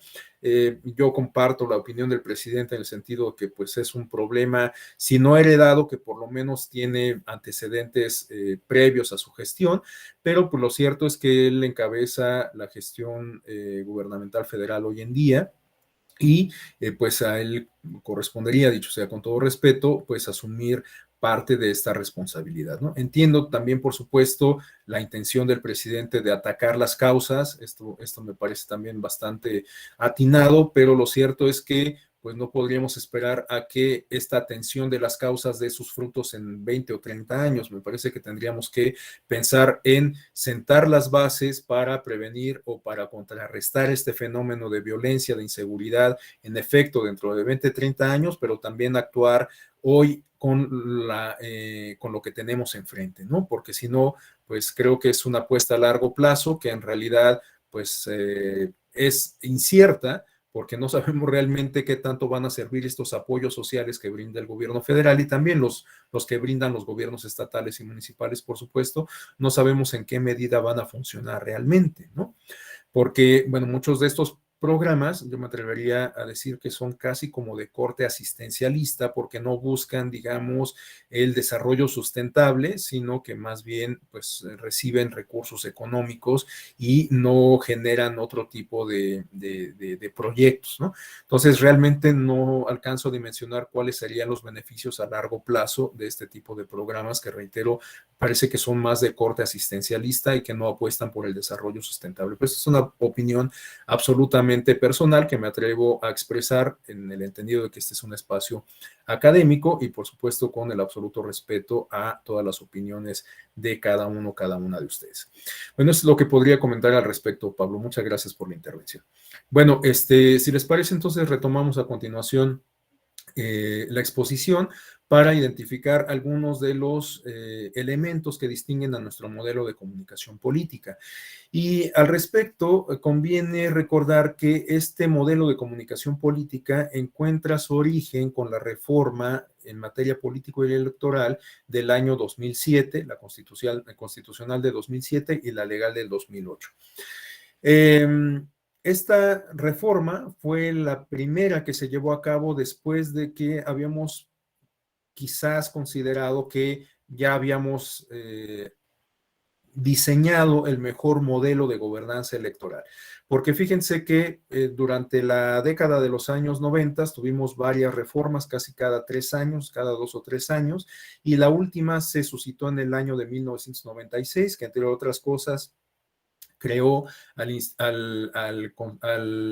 Tribunal Electoral del Poder Judicial de la Federación. Sabemos que antes existía el TRIFE, pero que era de naturaleza más bien administrativa, y con la reforma del 96 el tribunal se incorporó al Poder Judicial de la Federación y se concibió como un organismo que ejerce control constitucional en materia electoral, por supuesto, ¿no? Se le dotó de mayores herramientas, como es la Ley General del sistema de medios de impugnación en materia electoral, entre otras cuestiones. Bueno, esa reforma del año 96 también otorgó plena autonomía al Instituto Federal Electoral, se fijaron nuevas reglas sobre el acceso a radio y televisión y sobre el financiamiento público y fiscalización, y reitero, hay quienes consideramos que habíamos alcanzado, digamos, como el punto máximo de diseño de gobernanza electoral, ¿no? Pero, bueno, pues después nos dimos cuenta que esto pues no era del todo cierto, no era del todo preciso, que de hecho algunas de esas reglas que habíamos fijado con las reformas que se dieron en el año 96 generaron fenómenos, efectos perniciosos no calculados, y por lo tanto tuvimos que darnos un nuevo conjunto de reglas, sobre todo en materia de comunicación política en el año 2007. Bueno, ese conjunto de reglas que nos dimos en el año 2007 responde a una circunstancia particular que se refiere a el grave conflicto postelectoral que siguió a la elección presidencial del año 2006. Ustedes saben que en el año 2006 tuvimos una elección inusitada en donde prácticamente 2 candidatos a la presidencia de la República quedaron casi tablas. El triunfo electoral se definió por un porcentaje mínimo de votos y esto generó un grave conflicto postelectoral. Pero también lo cierto es que esta elección presidencial tuvo como distintivo el hecho de que la contienda política se haya llevado a cabo sobre todo en el terreno de los medios de comunicación, en particular de la televisión. En la elección del año 2006, prácticamente todos los actores políticos identificaron como la nueva arena, la nueva palestra, el nuevo ring electoral a la televisión, ¿no? Y ustedes recordarán, bueno, veo que hay gente bastante joven, pero veo que la mayoría de nosotros, de nosotras, pues sí tenemos memoria como para recordar lo que pasó en el año 2006, ¿no? Y bueno, recordaremos que en ese contexto de la elección presidencial, sobre todo durante el periodo de campañas, tuvimos fenómenos como la intervención de actores tradicionalmente ajenos a las contiendas políticas en las campañas electorales. Hablo, por ejemplo, de la intervención que tuvo el Consejo Coordinador Empresarial, contratando espacios comerciales para hacer campaña en contra del candidato hoy presidente, Andrés Manuel López Obrador, y en favor, aunque de manera velada, del candidato postulado por el Partido Acción Nacional, Felipe Calderón Hinojosa, ¿no? Otras empresas que también tomaron partido en este sentido son, por ejemplo, Jumex y Walmart, que aprovechando su imagen corporativa, su imagen en color azul, aprovecharon para hacer campaña velada en beneficio del candidato postulado por Acción Nacional. Bueno, este tipo de fenómenos dieron como pauta que el legislador se diera la tarea de plantear nuevas reglas en términos de comunicación política. Pero bueno, estoy haciendo mención de un fenómeno en particular que se refiere a esta intervención de actores ajenos a la contienda electoral, pero hubo otros factores que también animaron al legislador a configurar un nuevo modelo de comunicación política. Estos factores son justamente los que tenemos en la lámina. El primero de ellos se refiere a un excesivo monto del financiamiento público otorgado a los partidos políticos. Los partidos recibían y siguen recibiendo una cantidad considerable de recursos públicos que destinan en el contexto de los procesos electorales, buena parte de ellos, buena parte de los recursos los destinan a las campañas electorales, ¿no? Y previo a el modelo de comunicación política que se gestó con la reforma de 2007, lo que teníamos era la posibilidad de que partidos y candidatos acudieran de manera directa a tocar la puerta de los concesionarios de radio y televisión para contratar espacios comerciales, ¿no? Entonces, bueno, pues los partidos tenían dinero, tenían la posibilidad de contratar directamente espacios en radio y televisión, y pues esto en lo que se tradujo fue en un fenómeno de contaminación mediática, ¿no? De spotización. Los partidos nos bombardearon con estos spots que contrataban en radio y televisión, y bueno, pues se generó este fenómeno de spotización y de contaminación política en los medios de comunicación. Otro aspecto que de alguna manera contribuyó a generar un nuevo modelo de comunicación política se refiere a la duración de las campañas electorales. A partir de la reforma del año 2007 se redujeron los periodos de campaña electoral, se fijaron algunas reglas para el desarrollo de las etapas de precampañas, y estos ajustes se afinaron todavía más con la reforma electoral del año 2014, pero digamos que encontraron su origen con aquella reforma del año 2007, la regulación de precampañas y la reducción de los periodos tanto de precampaña como de campaña electoral. También otro elemento se refiere al elevado costo de los procesos electorales. Bueno, este es un punto que sigue estando sobre la mesa. Hoy algunos de los actores políticos que impulsan una reforma electoral esgrimen como parte de sus argumentos justamente el elevado costo de las elecciones, ¿no? Es un tema que sigue estando vigente y que, bueno, pues estuvo presente también en la discusión parlamentaria que motivó la reforma de nuestro modelo de comunicación política en el año 2007. También teníamos este acceso indiscriminado a la contratación de propaganda política en radio y televisión, algo a lo cual ya hice mención, la inexistencia de normas para regular la propaganda institucional. Bueno, pues había en realidad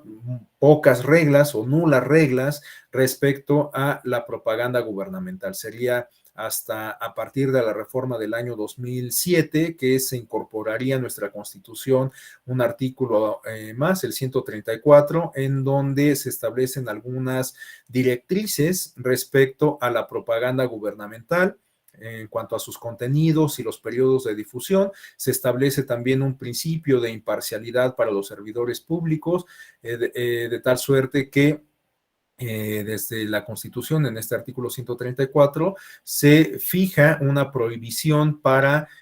utilizar recursos públicos con fines electorales por parte de los funcionarios públicos de cualquier rango, y se prohíbe también la propaganda personalizada de los servidores públicos, ¿no? Entonces, bueno, esa reforma del año 2007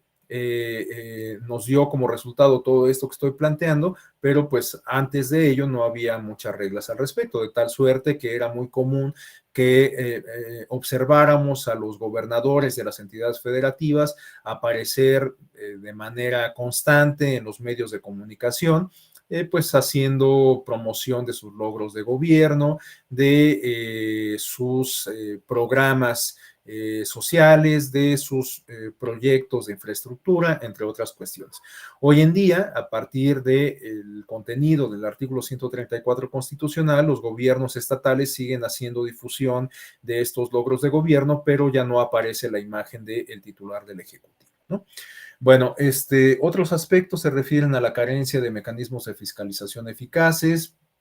a la parcialidad institucional y proselitismo desde el poder, es decir, a que en razón de que no había estas reglas de imparcialidad que se permitía o no estaba regulada, digamos, la propaganda personalizada, bueno, pues muchos personajes públicos solían tener participación a través de estos medios de comunicación con el propósito de interferir, de intervenir en las preferencias electorales, ¿no? A veces no de manera franca, no de manera abierta, pero sí de manera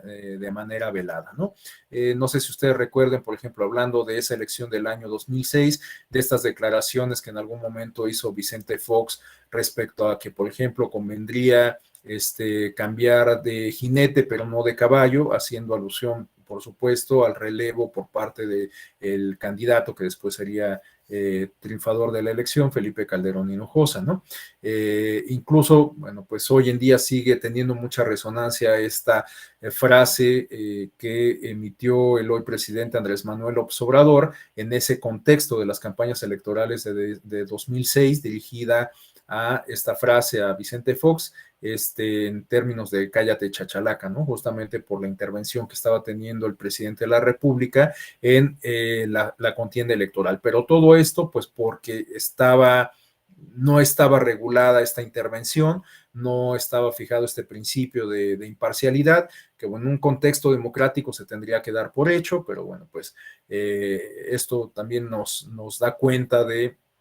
la convicción democrática de algunos actores políticos, y no lo digo en específico por el presidente Fox. Sabemos que en la práctica, en todas las elecciones, suele ser muy fuerte la tentación de los funcionarios públicos de intervenir en el desarrollo de las elecciones. En fin, entonces tenemos esta excesiva difusión de propaganda gubernamental, la contratación de propaganda política por parte de agrupaciones sociales y organismos empresariales, esta intervención a la cual ya hice yo mención del Consejo Coordinador Empresarial y empresas particulares, y también tenemos el intenso despliegue de propaganda negativa a través de spots televisivos. Este aspecto es fundamental porque justamente los mensajes que emitió el Partido Acción Nacional y su candidato Felipe Calderón Hinojosa, así como los que difundió el Consejo Coordinador Empresarial en contra de Andrés Manuel López Obrador, lo tildaban de un peligro para México, de tal suerte que pues de lo que hablamos es de una estrategia de campañas negras en contra del entonces candidato presidencial Andrés Manuel López Obrador, y esta situación fue denunciada ante el Consejo General del INE, quien, bueno, no le dio el cauce correspondiente, y ante esto se acudió ante el Tribunal Electoral del Poder Judicial de la Federación. La Sala Superior determinó que el INE, a partir de sus facultades reglamentarias, debía de atender una circunstancia como la que estaba denunciando la coalición que postulaba Andrés Manuel López Obrador, a efecto de, por un lado, suspender la difusión de esos mensajes que constituían la campaña negra en contra de Andrés Manuel López Obrador, y por otro lado, pues imponer las sanciones correspondientes a los emisores de estos mensajes, ¿no? Eso fue lo que dio origen al procedimiento especial sancionador, que es el tema en el cual ustedes están especializando al cursar este diplomado, ¿no? De tal suerte que el procedimiento especial sancionador no encuentra su origen en sede legislativa, sino más bien en sede jurisdiccional. Esta sentencia emitida por la Sala Superior para resolver esta inconformidad interpuesta, esta inconformidad manifestada por la coalición que impulsaba la candidatura de Andrés Manuel López Obrador, fue lo que dio origen al procedimiento especial sancionador, que entre otras cuestiones se distingue del ordinario por su expeditez. Sabemos que por el procedimiento ordinario sancionador se investigan y eventualmente se imponen sanciones a los actores políticos, partidos y candidatos que hubiesen violentado la normativa electoral, por ejemplo, en términos de fiscalización, ¿no? Como este proceso de investigación implica un desarrollo mucho más complejo, mucho más largo, bueno, pues corre por la vía del procedimiento ordinario sancionador. En el caso del procedimiento especial, bueno, pues como les comento, su distintivo se refiere a la expeditez, a modo de que si hay elementos suficientes para advertir que se está ante una conducta que vulnera las reglas de comunicación política, se actúe de inmediato en consecuencia, ¿no? Por ello es que por la vía del procedimiento especial sancionador se pueden imponer medidas cautelares. Por ejemplo, si se denuncia un spot que se considera que violenta alguna norma, alguna regla de nuestro modelo de comunicación política, por ejemplo, que tiene contenido calumnioso, bueno, pues si hay elementos suficientes para considerar que en efecto se está ante contenido calumnioso, se pueden imponer medidas cautelares que implicarían la suspensión del spot.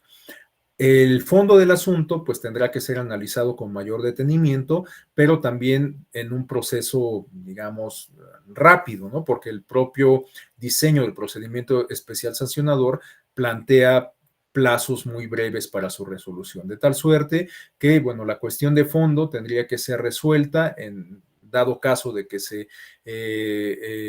compruebe en un supuesto como el que he planteado que el contenido es de tipo calumnioso, pues se tendrá que sancionar a el emisor de ese mensaje, ¿no? Entonces, bueno, este procedimiento especial sancionador, reitero, encuentra su origen en esta sentencia, no recuerdo cuál es la clave, si no me equivoco, la 317 de aquel año 2006, en la sede de la Sala Superior del Tribunal Electoral, pero ya en el momento en que se llevó a cabo la discusión parlamentaria para modificar el modelo de comunicación política o para fijar las nuevas reglas que lo configurarían, el legislador consideró conveniente retomar esta iniciativa, que reitero, encuentra su origen en la sentencia de la Sala Superior. El legislador considera conveniente incorporar este mecanismo planteado por la Sala Superior en la legislación, de tal suerte que, pues hoy en día tenemos ya este procedimiento especial sancionador perfectamente regulado, perfectamente descrito, perfectamente normado en la legislación electoral correspondiente. Bueno, ahora, el modelo de comunicación política abarca muchos aspectos de la propia comunicación, ¿no? De tal suerte que, por ejemplo, el modelo de comunicación política plantea reglas respecto a el acceso a radio y televisión por parte de candidatos y también plantea ciertas restricciones respecto a el acceso a radio y televisión por parte de actores distintos a los contendientes en una elección. Me refiero, por ejemplo, a que los partidos políticos desde el año 1976 tienen garantizada su prerrogativa de acceso permanente a radio y televisión, al ser reconocidas como entidades de interés público. Pero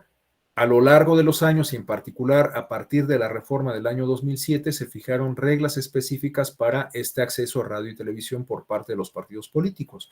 En específico, la principal regla que podríamos señalar es el acceso a radio y televisión únicamente a través de los tiempos oficiales, los tiempos del Estado, que a partir de entonces, de ese año 2007, son administrados en exclusiva por el Instituto Federal Electoral. Es decir, que a partir de ese año 2007 se prohibió,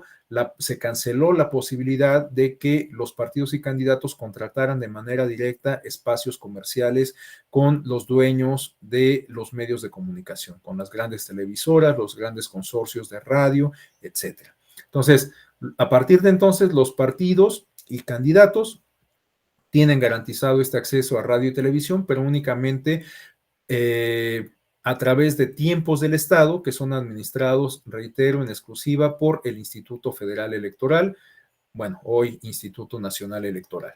También, como ya lo comenté, esta reforma del año 2007 estableció reglas precisas respecto a la propaganda gubernamental, a lo mejor no a un nivel pormenorizado, pero se establecieron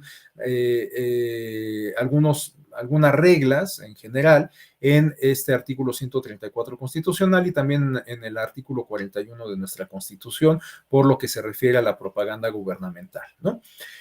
También se prohibió la propaganda personalizada, esto pues quedó perfectamente establecido en el artículo 134 de la Constitución. Se considera que o al establecer nuevas reglas respecto a el tiempo de duración de los periodos de campaña y de precampaña, entre otras cuestiones, bueno, pues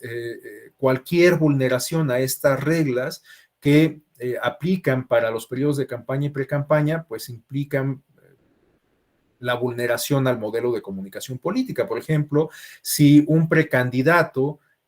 hace llamados al voto en favor de su partido, estaría violentando el modelo de comunicación política por cometer actos anticipados de campaña, porque estamos hablando de alguien que ni siquiera ha sido designado como candidato del partido en cuestión. Por lo tanto, pues no podría hacer llamados al voto en favor de ese partido político. Además de que hay que tomar en consideración también la temporalidad. Estamos hablando de alguien que apenas está contendiendo en los procesos de selección interna de un partido político, pues no podría hacer llamados al voto a la ciudadanía en general porque todavía no estaríamos instalados en la etapa de campaña. Entonces, estaría cometiendo un acto anticipado de campaña o de precampaña, según sea el caso. Esto implica una vulneración al modelo de comunicación política y, por lo tanto, podría hacerse acreedor a una sanción. También el modelo de comunicación política establece reglas que derivan, de hecho, desde la Constitución, en el artículo 6, como ya lo observábamos hace algunos minutos, respecto a la calumnia electoral. Ya quedamos que la libertad de expresión encuentra ciertos límites, no es un derecho absoluto, y uno de ellos se refiere justamente a alterar o violentar la esfera de derechos individuales de las personas, de tal suerte que si alguien hace una imputación sobre hechos ilícitos, sobre conductas antijurídicas sin que haya un sustento de por medio, pues en realidad estamos hablando de una calumnia electoral, ¿no? En tal sentido, bueno, pues esta conducta puede ser sancionada por la vía del procedimiento especial sancionador. Aquí hay que tomar vale la pena hacer un señalamiento importante. La calumnia electoral solamente puede ser sancionada cuando es proferida por un actor político. Es decir, que si un ciudadano emite una opinión o hace una imputación respecto a algún candidato o algún partido, esto no puede ser considerado calumnia. La calumnia solamente se actualiza cuando quien hace este señalamiento es un actor político, un partido o un candidato, ¿no? Este es un aspecto que vale la pena tener en consideración. Bueno, pero en aquellos casos donde se actualiza la calumnia, la denuncia correspondiente tendría que correr por esta vía del procedimiento especial sancionador. También nuestro modelo de comunicación política establece, como ya lo he comentado, un principio de imparcialidad a los servidores públicos, de tal suerte que en el artículo 134 se impone una obligación a todos los servidores públicos para conducirse de manera ética, profesional e imparcial por lo que se refiere a el uso de los recursos públicos, de tal suerte que cualquier destino distinto a los planteados, a los destinados para esos recursos, pues puede significar una vulneración al modelo de comunicación política. Me refiero a que estos casos en donde se condicionan, por ejemplo, los programas sociales en el contexto de las elecciones para que los y las ciudadanas voten en determinado sentido, bueno, pues eso implica una vulneración a nuestro modelo de comunicación política porque no se están ejerciendo los recursos de manera adecuada, se está violentando el principio de imparcialidad por parte de los servidores públicos. Entonces, el condicionamiento de programas sociales, el otorgamiento de programas sociales de manera arbitraria o el otorgamiento de recursos en el contexto de las campañas electorales para comprar o condicionar el voto, pues también constituyen una violación al modelo de comunicación política. Esto, desafortunadamente, pues se presenta en cada elección, ¿no? Es muy grande la tentación, como les decía, de los actores políticos de intervenir en los procesos electorales. Entonces, desafortunadamente, todavía suele ser muy común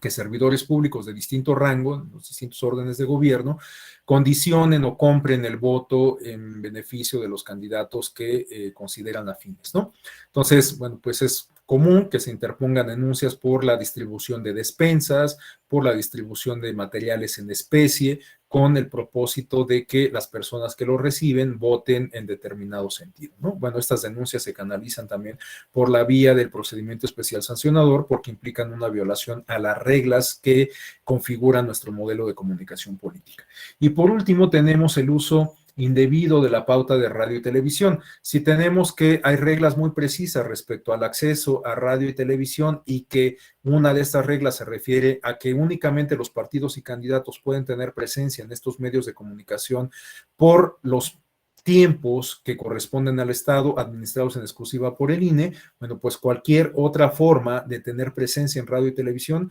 puede ser motivo de una sanción, ¿no? Si un partido contrata un paquete de tiempos de spots en radio y televisión, bueno, esto a todas luces vulnera esta disposición constitucional y por lo tanto ese partido, ese candidato puede hacerse acreedor a una sanción importante, ¿no?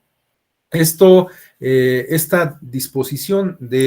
o esta prohibición de contratar espacios en radio y televisión está contenida o tiene rango constitucional, está contenida en el artículo 41. En este sentido, tenemos que en este artículo 41, fracción tercera, apartado A, se establece que los partidos y candidatos no pueden en ningún momento contratar o adquirir por sí o por terceras personas tiempos en cualquier modalidad de radio y televisión. Aquí es muy importante tener en consideración estas dos modalidades para acceder a la radio y televisión que se plantean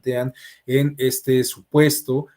contenido en la Constitución, porque, bueno, lo más lógico para acceder a radio y televisión es que un partido o un candidato firme un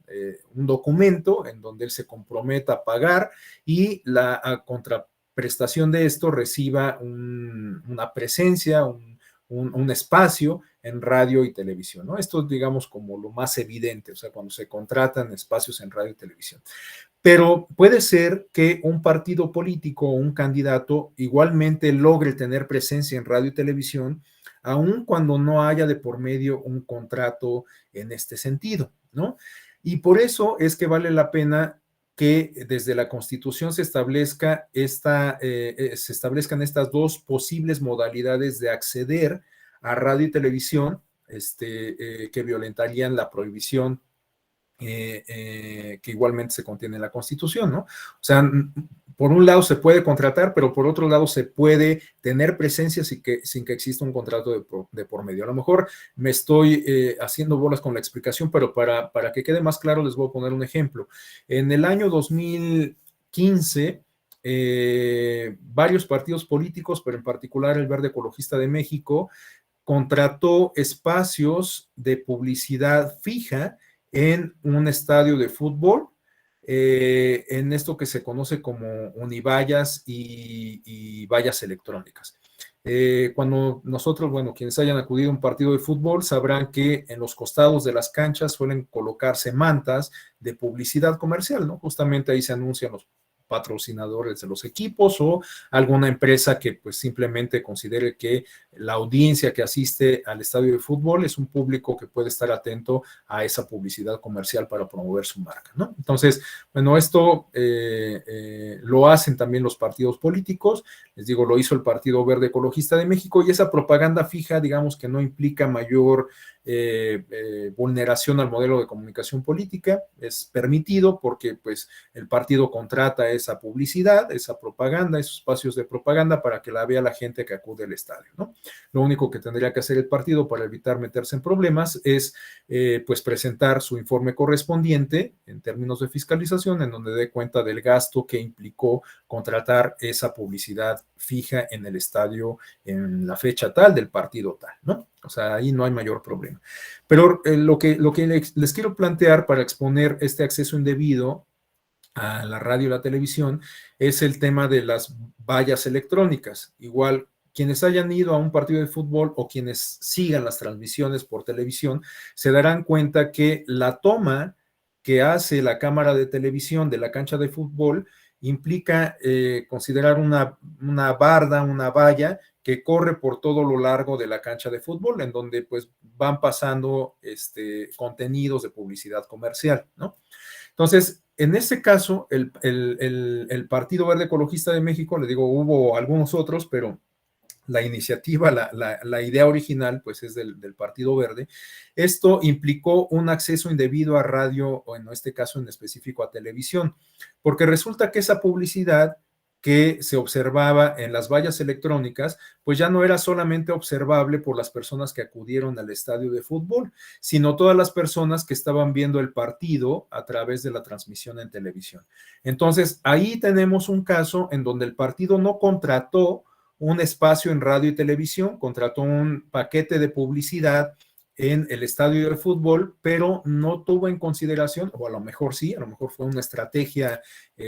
un tanto maquiavélica del partido político, no tomó en consideración, o reitero, a lo mejor sí, el hecho de que estas vallas electrónicas pues no las iban a ver solamente las personas que estaban en el estadio, sino muchas otras personas que estaban siguiendo la transmisión del estadio de fútbol, del partido de fútbol. Entonces ahí tenemos un ejemplo de un acceso indebido a radio y televisión. No hubo un contrato de por medio para tener presencia en televisión, pero a partir del contrato que se suscribió entre el partido y la empresa de publicidad comercial para promover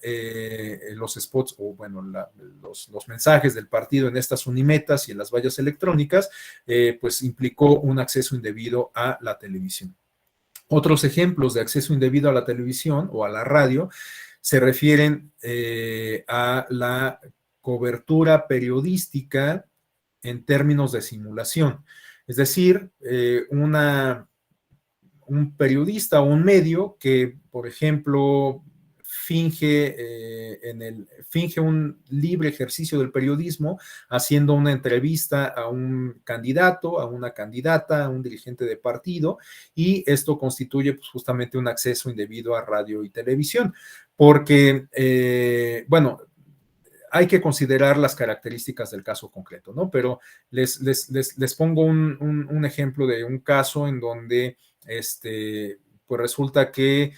un mismo medio de comunicación siempre invita al mismo candidato en el contexto de una elección. Bueno, pues esto evidentemente trastoca el principio de equidad en la contienda porque no está dando la misma oportunidad de intervenir, de exponer sus ideas, de exponer mediáticamente su persona a los demás candidatos que participan en la contienda. Entonces, un supuesto de esta naturaleza, en donde solamente un medio cubre una sola de las campañas electorales, podría eventualmente implicar una vulneración al modelo de comunicación política, porque se rompe el principio de equidad en la contienda, que, como les comenté desde hace rato, es la piedra angular de nuestro modelo, de nuestro sistema electoral en su conjunto, ¿no? Entonces, bueno, pues ahí también podemos tener un acceso indebido a la radio y televisión cuando se hacen estas simulaciones de ejercicio periodístico. Bueno, también tenemos que esta prohibición de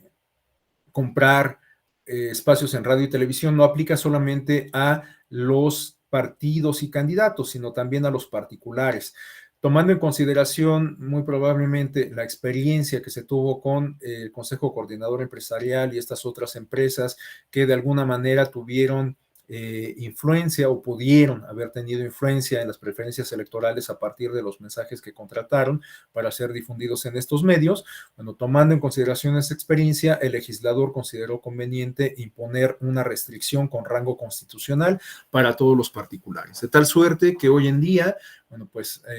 nadie puede contratar espacios en radio y televisión con el propósito de influir en las preferencias electorales de la ciudadanía.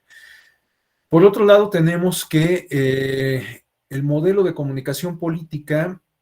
implicó no ya no en la reforma del 2007, sino ya en la reforma del 2014, incorporar algunas nuevas causales de nulidad.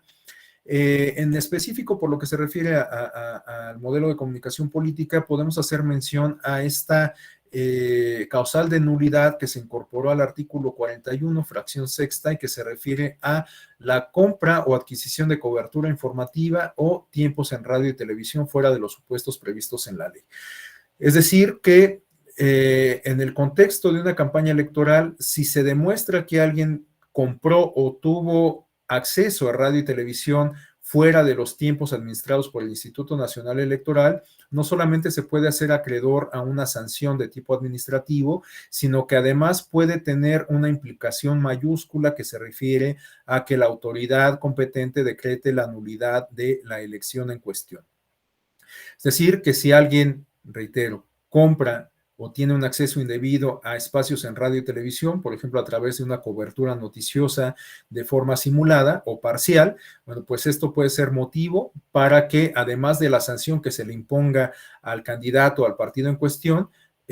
obligue a que se reponga la elección, es decir, a que se convoque a una elección extraordinaria. Y además, algo importante es que, de acuerdo a los términos en que se plantearon estas nuevas causales de nulidad, alguien que esté en este supuesto estaría impedido de participar en la elección extraordinaria. Es decir, alguien que haya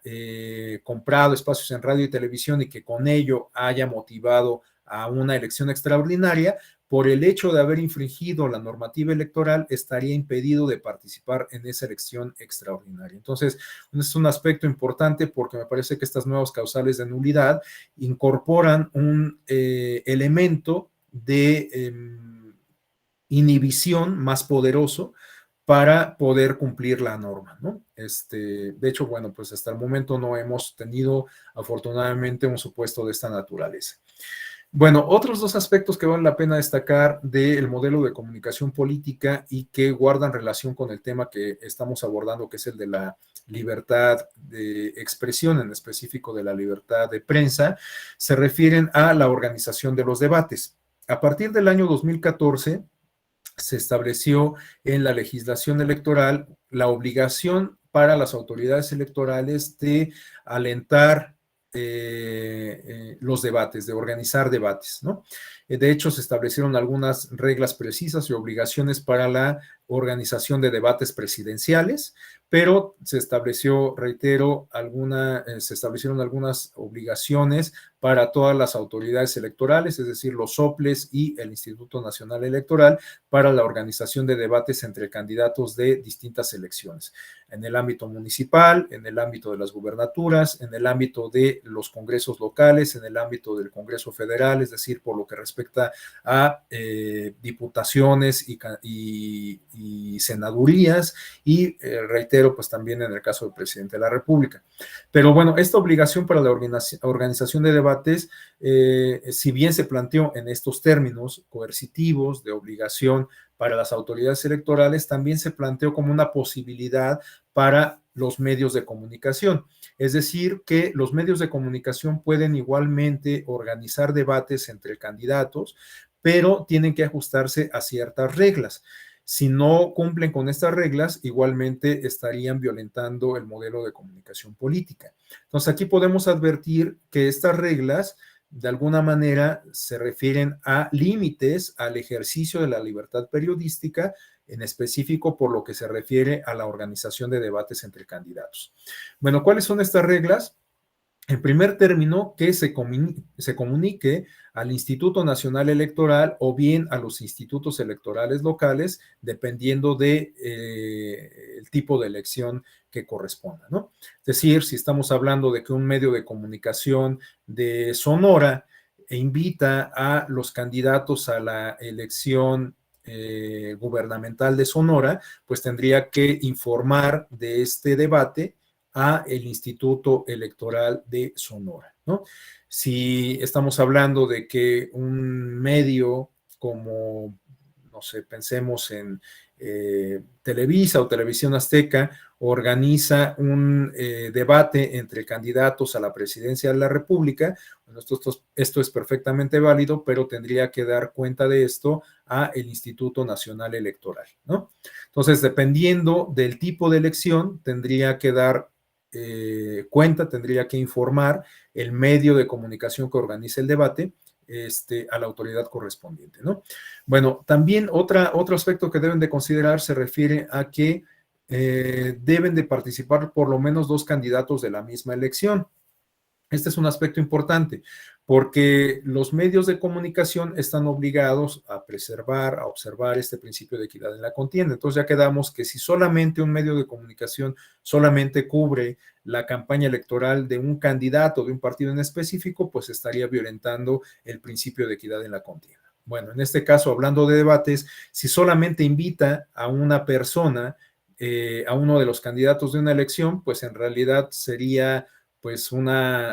ejercicio bastante parcial que rompería el principio de equidad en la contienda, porque solamente daría presencia, daría cobertura a uno de los contendientes en la misma. Por eso es que se impone esta obligación de que cuando los medios de comunicación organicen debates, inviten a por lo menos 2 candidatos de la misma elección, porque además, si no, no tendría no podría considerarse ese ejercicio como debate. Para que haya debate, pues tiene que haber diálogo, tiene que haber confrontación entre dos personas, ¿no? Si no, pues más bien estaríamos hablando de una entrevista. Entonces, bueno, tiene que invitar por lo menos a 2 candidatos de la misma elección. Y además, una tercera regla se refiere a establecer condiciones de equidad en el formato. Es decir, que las condiciones de participación de todos los candidatos o candidatas que sean invitadas al debate tienen que ser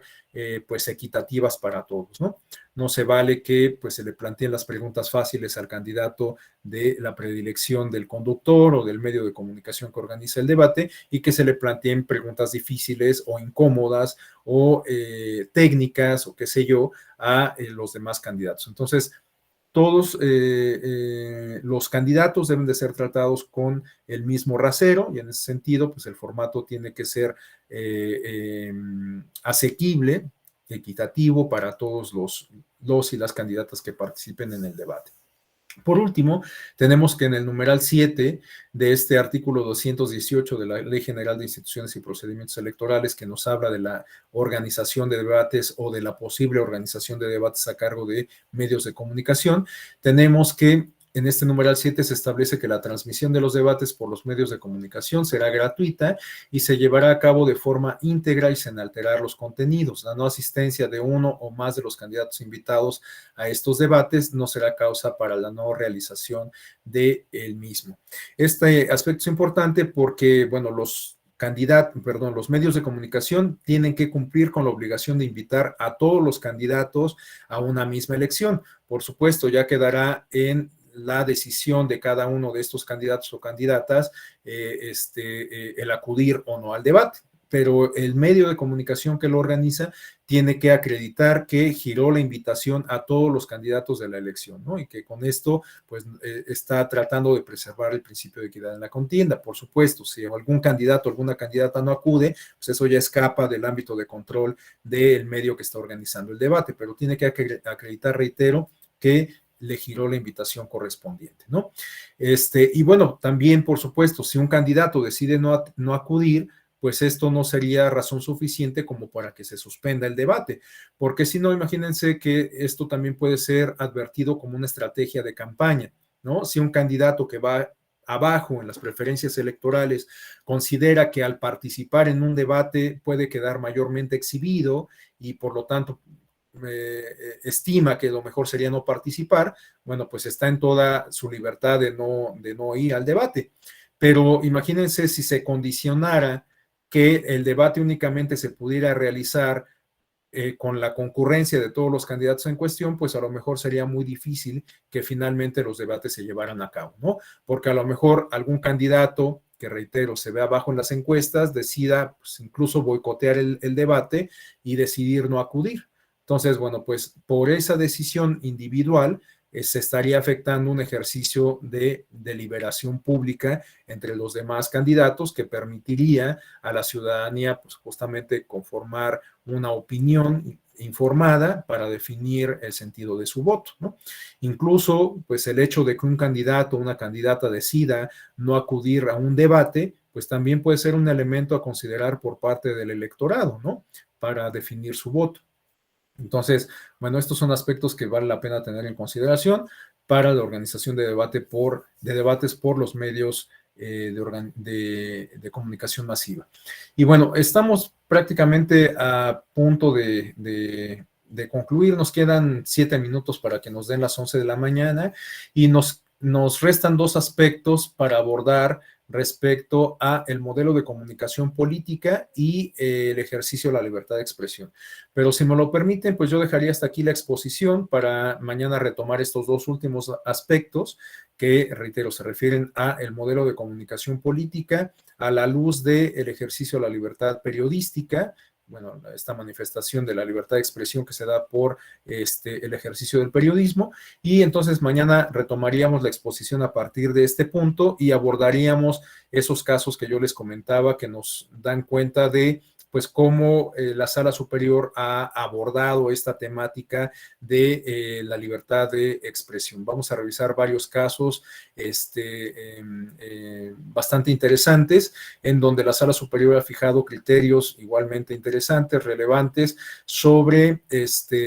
acceso indebido a radio y televisión, sobre cobertura noticiosa, sobre la protección a el libre ejercicio del periodismo, entre otras cuestiones. Entonces, bueno, pues eso lo abordaremos el día de mañana. En estos 5 minutos que nos quedan, pues reitero la invitación a que si alguien desea hacer alguna intervención, plantear alguna inquietud, algún comentario de cierre, pues lo haga con absoluta libertad. Obviamente, pues siempre y cuando sea breve para que no nos extendamos en el tiempo.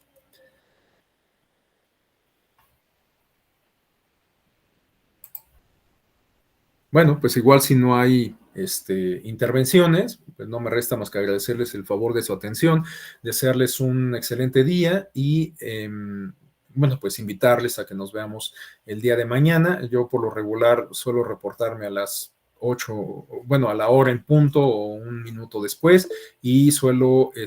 iniciar la sesión 5 minutos después de la hora. Entonces, bueno, pues así le haríamos el día de mañana. Les agradezco mucho su atención, reitero, y nos vemos entonces mañana por la mañana. Muy buen día, gracias.